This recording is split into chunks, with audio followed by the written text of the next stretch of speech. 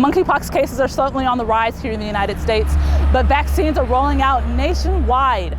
But there is strict criteria about who can receive the vaccine due to the limited availability. A certain amount of doses are allocated to each county everywhere, but we still have some left in Wake County. Well, on college campuses, many buildings are named after influential people, but students utilizing them may not know the history behind the name.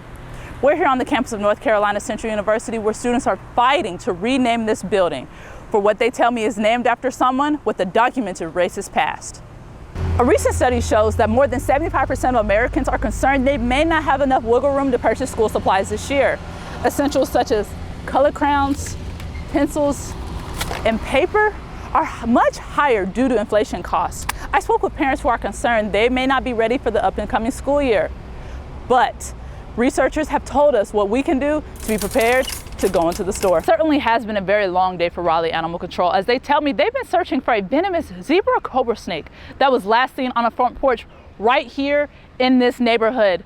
Now, for the past 7 hours, they've told me they've had no luck. An investigation has officially been launched in an accident that shook the aviation community. Just 4 days ago, we believed that a co-pilot fell from his aircraft while checking for dysfunctional landing gear. But in the newly released 911 call, we've learned that the surviving pilot told RDU air traffic controllers that his co-pilot jumped. There is no I in team, but there's definitely an E. And at NCCU, E stands for Eagles. Coach Trey Oliver wanted the world of football to know that's exactly what it took for the Eagles to win the MEAC SWAC Challenge. Every Eagle on NCCU's campus. Now, it's only a few days left until school begins, and Wake County is experiencing a familiar problem. Hundreds of buses are needed every day to take students to school, but there are not enough bus drivers to make those wheels go round and round. Now, students are worried about how they're going to get back to the classroom. Investigators tell me that a shooting occurred right here on Boyer Street and St. Augustine Avenue around 2 o'clock this morning. Police located an individual with a gunshot wound to the head and transported them to a local hospital. That is where that person later on died. I am working on getting information about the suspect as the investigation is underway. After over 600 days of football hiatus, the Eagles are excited to be back on the field and prove that when they beat Alcorn State for the first time in school history. Reporting for Central News, Victoria Cooper.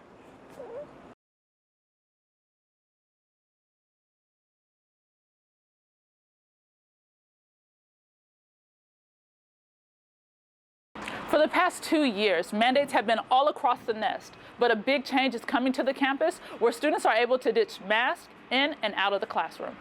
The CDC is recommending in a lot of ways to take the masks off. Just recently, NC Central students received an email stating that masks will only be required in certain settings across campus, following CDC recommendations and the recommendation of Governor Roy Cooper.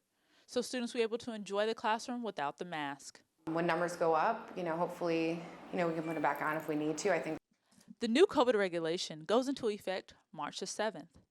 Masks will only be required in healthcare settings and on public transportation to include campus shuttles. Weekly testing is also no longer required for unvaccinated employees.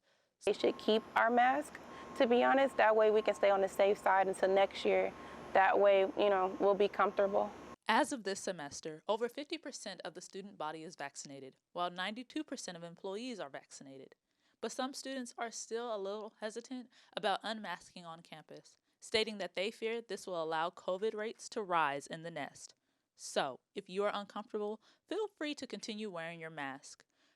But free at-home COVID tests are now available in the AE Student Union building for all students and employees. And if you look actually at the positive percentage rate of COVID on campus, it's never been anywhere even as close to Durham County. Well, students, when you return from spring break, feel free to ditch the mask when you enter the classroom. Reporting for Central News, Victoria Cooper.